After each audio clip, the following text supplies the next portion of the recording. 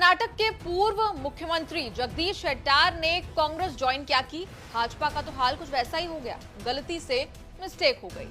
शेट्टार के कांग्रेस में ज्वाइन होने के बाद पहले तो मुख्यमंत्री बसवराज बोम्मई कहते हैं कि शेट्टार के जाने से बीजेपी को चुनाव में कोई भी फर्क नहीं पड़ने वाला। वहीं शाम तक बीजेपी के ही वरिष्ठ नेता के.एस. ईश्वरप्पा ने जगदीश शेट्टार को एक ओपन लेटर लिख डाला। अब इस दिलचस्प लेटर को देखिए। खत में ईश्वरप्पा लिखते हैं, कांग्रेस भले ही आपको टिकट दे दे, लेकिन जमीनी लड़ाई में आप जीत नहीं पाएंगे। अगर कांग्रेस सत्ता में आती है तो वो गौ हत्या बिल को वापस ले लेगी, तब आप किसका समर्थन करेंगे? गौ हत्या के खिलाफ बिल तो हमारी और बीजेपी की सरकार ही लाई, लेकिन कांग्रेस में रहते हुए कैसे आप उसका विरोध करेंगे? अब ईश्वरप्पा आगे देखिए पत्र में क्या लिखते हैं। डी.के. शिवकुमार और सिद्धारमैया ने कहा है कि अगर कांग्रेस सत्ता में आती है तो वो पीएफआई पर से बैन हटा देगी। तो क्या आप आतंकवाद का समर्थन करेंगे? क्या आपके कांग्रेस ज्वाइन करने पर आपके पिता स्वर्ग में खुश रह पाएंगे? आपने बीजेपी के लिए बहुत कुछ किया है, लेकिन अगर आपका पोता आपसे पूछेगा कि आपने कांग्रेस क्यों ज्वाइन किया, तो आप क्या जवाब देंगे? आपको माफी मांगनी चाहिए और पार्टी में वापस आना चाहिए, जो धर्म और सिद्धांतों की रक्षा करती है। आप जल्द वापस आ सकते हैं।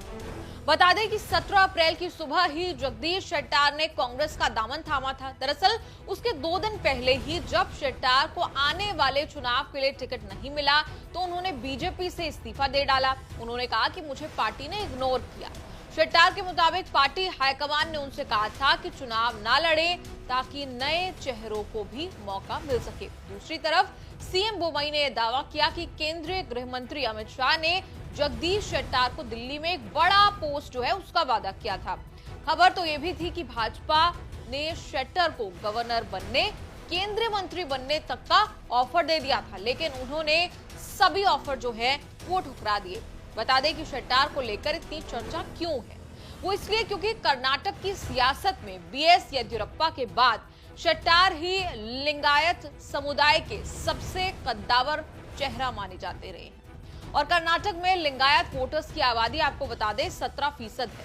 लिंगायत समाज को कर्नाटक की अगड़ी जातियों में गिना जाता है। कहा जाता है कि लिंगायत वोटर्स किसी का भी कर्नाटक में खेल बना सकते हैं और बिगाड़ भी सकते हैं। यही कारण है कि अब कर्नाटक की सियासत में लिंगायत फैक्टर ने खलबली मचा दी है। शेट्टार का कद राज्य में बड़ा है, यही कारण है कि बीजेपी उन्हें वापस बुला रही है। उन्हें गवर्नर, केंद्रीय मंत्री तक की पोस्ट जो है वो ऑफर हो रही है। बता दें कि शेट्टार लगातार 6 बार से चुनाव जीत रहे हैं और हर बार उनकी जीत का अंतर 25,000 वोटों से ज्यादा का रहा है।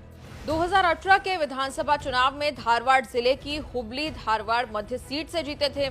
इसी सीट को उनकी परंपरागत सीट माना जाता है। वो 2012 से 13 तक कर्नाटक के मुख्यमंत्री रहे हैं। 68 साल के शेट्टार 2008 से 9 के बीच कर्नाटक विधानसभा के अध्यक्ष भी रहे।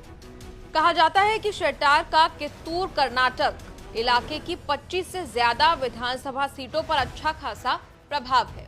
1994 में शेट्टार पहली बार विधानसभा पहुंचे और उसके बाद 1996 में बीजेपी के सचिव बनाए गए। 2005 में उन्हें कर्नाटक बीजेपी का अध्यक्ष बना दिया गया। वो कई सरकारों में अलग अलग मंत्रालय भी संभाल चुके हैं। उनकी गिनती कर्नाटक बीजेपी के उन बड़े नेताओं में होती है जिन्होंने पार्टी को अपने पैरों पर खड़ा किया है। येदियुरप्पा के भी वो करीबी रहे और अब आलम यह है कि इनके काम का, तजुर्बे का फायदा अब जो सब इन्होंने भाजपा में रहकर हासिल किया, संघ के पुराने सिपाही भी रहे, वो सारा फायदा अब कांग्रेस जो है वो उठाएगी। कांग्रेस को उम्मीद होगी कि शेट्टार के साथ लिंगायत वोटर्स भी कांग्रेस में ट्रांसफर हो। इससे बीजेपी को नुकसान उठाना पड़ सकता है। और सिद्धारमैया ने तो वादा भी कर दिया है कि अगर उनकी सरकार बनती है तो लिंगायत को अलग धर्म का दर्जा दे दिया जाएगा। दूसरी तरफ शेट्टार को बीजेपी मनाने की कोशिश तो कर रही है, लेकिन शेट्टार ने भी अब कह दिया है कि अब भाजपा मुझे टिकट दे भी दे तो भी मैं वापस नहीं जाऊंगा। इस पर आपका क्या कहना है, आपका क्या विचार है? आप कमेंट्स में जरूर लिख सकते हैं और देखते रहिए न्यूज़ तक।